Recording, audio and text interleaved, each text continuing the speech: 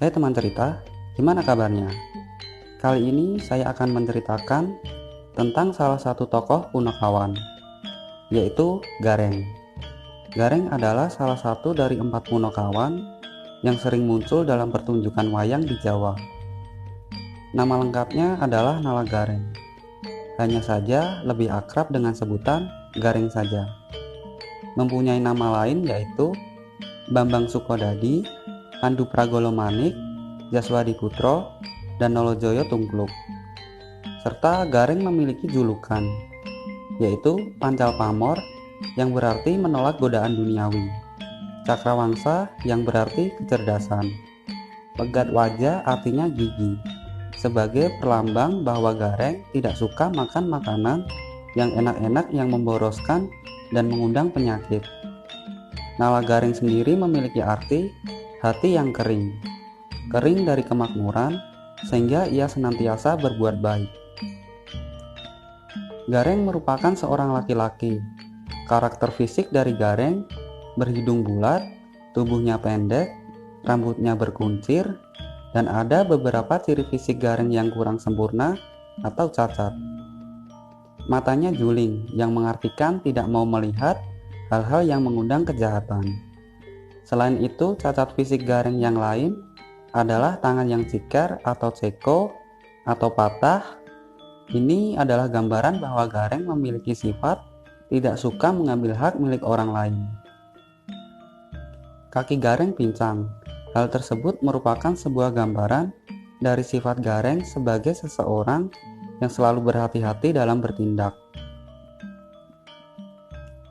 Gareng berasal dari kerajaan Kademangan, Karangkedampel, putra Resi Sukodadi yang merupakan genderuwo, sebangsa jin, dari Padepokan Bluluk Tiba, yang dijadikan anak angkat pertama Semar.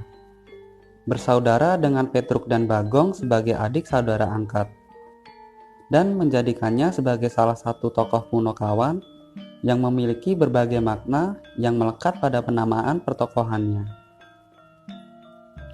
Dalam suatu cerita pewayangan, Bambang Sukodadi alias Gareng pernah menjadi raja di Paranggumiwayang dengan gelar Prabu Panduprogala.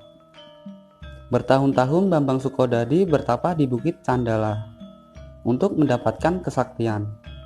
Setelah selesai tapanya, ia kemudian minta izin pada ayahnya untuk pergi menaklukkan raja-raja. Gareng atau Bambang Sukodadi sangat sakti namun sombong, sehingga selalu menantang duel setiap satria yang ditemuinya. Suatu hari ia berjumpa dengan satria lain bernama Bambang Panyukilan, yang nantinya menjadi Petruk. Merupakan putra Bagawan Salantara dari Padepokan Kembang Sore. Karena sama-sama sombongnya, terjadi kesalahpahaman. Mereka malah berkelahi, beradu kesaktian dan ilmu, serta sama-sama mempertahankan pendiriannya. Mereka mempunyai kesaktian yang seimbang, sehingga tidak ada yang kalah dan tidak ada yang menjadi pemenang. Mereka juga tidak mau berhenti berkelahi, meski tubuh mereka telah saling cacat dan babak belur. Kemudian datanglah Batara Ismaya atau Semar, yang kemudian melerai perkelahian mereka.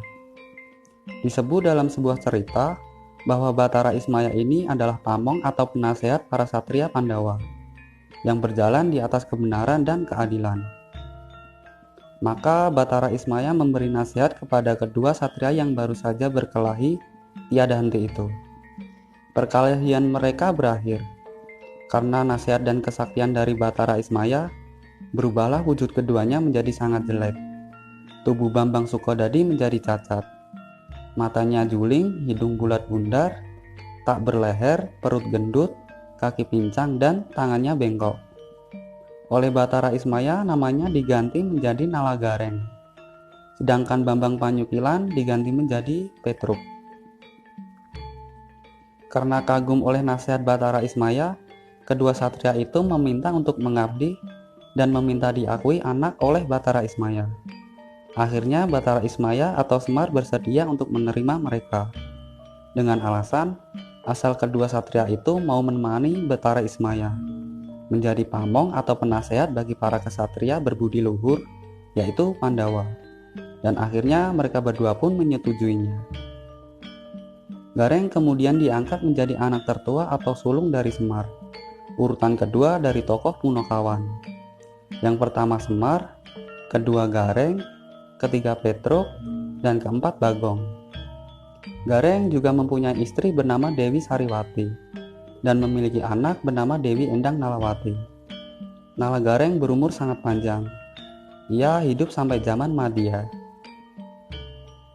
Makna yang bisa kita ambil dari tokoh Gareng ini ialah fisik bukanlah cara untuk menilai seseorang. Sifat manusia terletak di hati. Watak tidak tampak pada wujud fisik, akan tetapi akan tampak pada tingkah dan perilaku. Belum tentu fisiknya cacat, hatinya jahat. Jangan tergoda oleh godaan duniawi yang sifatnya sementara. Jangan makan makanan yang berlebihan, yang sifatnya memboroskan dan mengundang penyakit. Jangan suka merampas hak orang lain. Kalau bertindak harus dengan penuh perhitungan dan hati-hati. Cintailah saudara dan orang-orang di sekitarmu. Berbakti dan menghormati kepada orang yang lebih tua, serta manusia wajib saling mengingatkan. Baik teman cerita, begitulah cerita gambar dari tokoh pewayangan ala Gareng. Ambil segi positif dari cerita gambar Gareng. Lestarikan budaya Indonesia dan warisan leluhur. Terus support channel ini agar tetap berkarya. Terima kasih sudah menonton. Sampai jumpa di cerita selanjutnya.